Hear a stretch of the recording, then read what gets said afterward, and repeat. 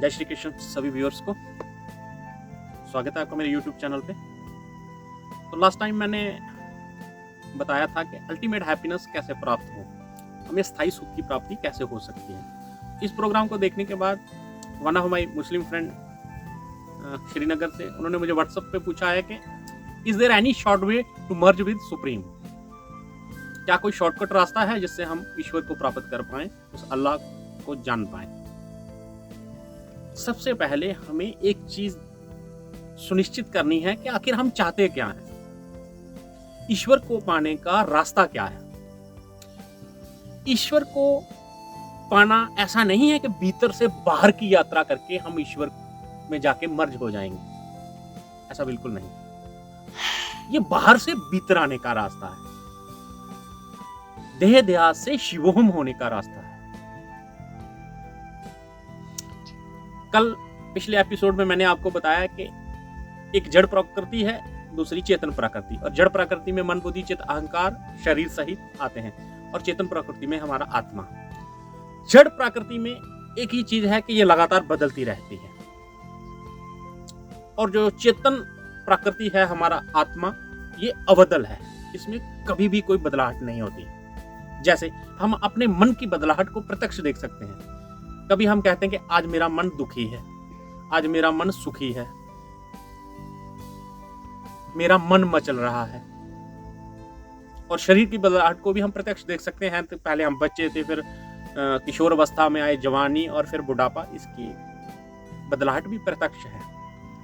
इंद्रियां भी देखो तो कभी कहती हैं कि मुझे कोई मूवी देखनी है, मुझे पिकनिक स्पॉट पे जाना है, मुझे झरने नदियां पहाड़ देखने, तो कभी मन करता है कि कुछ ना देखें। तो इनकी बदलाहट भी सिद्ध है। इंद्रियां, मन और शरीर ये लगातार बदलते रहते हैं, पर इसकी बदलाहट को कौन देखता है? मेरा मन मचल रहा है, ये ज्ञान किसको है? मुझी को है, आत्मा को ही है। बस इसी को जानना है, इतना छोटा सा काम है आत्मा को जानना। कबीर जी इसके विषय में कहते हैं कि कस्तूरी कुंडल बसै मृग ढूंढै मन माही, ऐसे गट गट राम है पर दुनिया देखी नाही।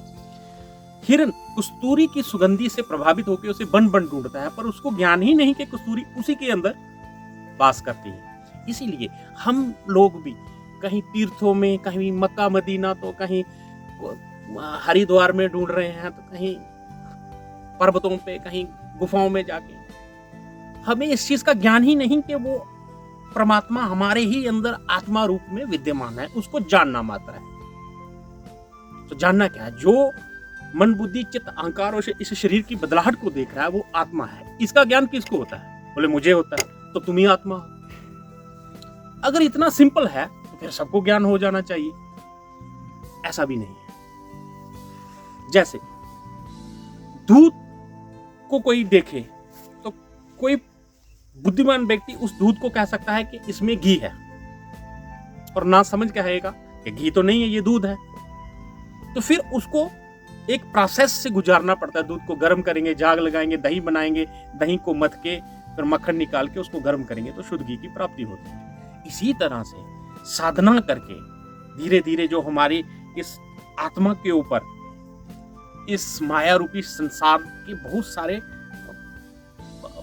लेयर्स चढ़ गई हैं, उन लेयर को धीरे धीरे हटाएंगे तो शुद्ध आत्मा का प्रकाश जो है वो धीरे धीरे छलकना शुरू हो जाएगा, और हमें अपनी अंतर यात्रा जो है हमारी शुरू हो जाएगी। तो इस आत्मा को जानने के लिए क्या करना पड़ेगा? एक ही चीज है, किसी आत्मनिष्ठ आत्मज्ञानी का सानिध्य चाहिए। भगवान कृष्ण कहते हैं, वासुदेव स सर्वमति स महात्मा दुर्लभ, कि ये सब कुछ सृष्टि सारी आत्मा सहित सब कुछ एक भगवान, एक परमात्मा, एक अल्लाह, एक वाहिगुरु, वही बन बैठा है। ऐसा जिस महात्मा को ज्ञान है वो बहुत ही दुर्लभ है। महात्माओं की भी क्लासेस होती हैं, कोई थोड़ा जानता है, कोई उससे जानता है। सर्वोत्तम चीज ये है कि ये सारी सृष्टि में वो खुद विद्यमान है। ऐसा ज्ञान जिस महात्मा को है वो बहुत ही दुर्लभ है। तो आत्मज्ञान पाने के लिए ऐसे महात्मा का संग चाहिए। अब आपके प्रश्न का उत्तर है कि क्या एकदम से हो सकता है? ऐसा ही एक जिज्ञासु एक ब्रह्मज्ञानी महात्मा के पास गया, बोला मुझे भगवान को जानना है और जल्दी से जानना है एकदम। उन्होंने बोला कि उसके लिए उत्कंठ इच्छा होनी चाहिए, तीव्र इच्छा। उसने कहा महात्मा जी उत्कंठ इच्छा क्या होती है, इसको मुझे थोड़ा समझाइए। तो वो उसको नदी में ले गए और उन्होंने उसका सिर पकड़ा और उसको नदी के अंदर दबोच के डुबो दिया। वो बाहर आने का प्रयत्न करता तो वो उसको ताकत से दबाए रखते। तो जब वो एकदम से उन्होंने थोड़ी देर के बाद छोड़ा तो उसकी सांस फूली थी। कहने लगा महात्मा जी मैं तो मर ही जाता। तो महात्मा ने कहा कि इसी को बोलते हैं उत्कंठ अभिलाषा, जब उसको पाए बिना रहा ना जाए। जब ये ऐसी हमारी मनोस्थिति हो जाए कि मैं खुदा को पाए बिना रह ही नहीं सकता, तो उसी समय आपको आत्मज्ञान हो जाएगा, एकदम से प्रकट हो जाएगा। मेरे गुरुदेव एक चीज बोलते हैं कि तीव्र प्यास हो और जो ज्ञान करवा रहा है उसने इसका अनुभव किया हो तो उसी समय घटना घट सकती है। बात वहीं आ जाती है तीव्र प्यास। तो अगर आपको तीव्र प्यास है तो आपको इस आत्मा का ज्ञान हो ही जाएगा, इसमें क्या बड़ी बात है। तो अगले एपिसोड में मैं आपको बताऊंगा कि किस प्रकार के महात्मा चाहिए आत्मज्ञान प्राप्त करने के लिए। तब तक के लिए जय श्री कृष्ण।